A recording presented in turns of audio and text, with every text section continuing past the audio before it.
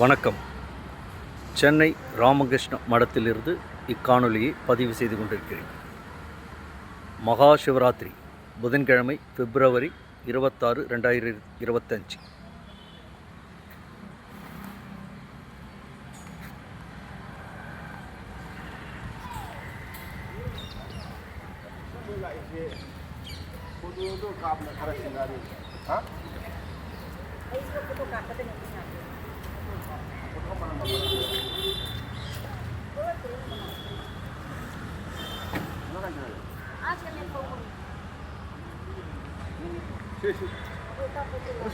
மகா சிவராத்திரி நிகழ்ச்சிக்கு தங்கள் அனைவரையும் வருக என வரவேற்கின்றோம்.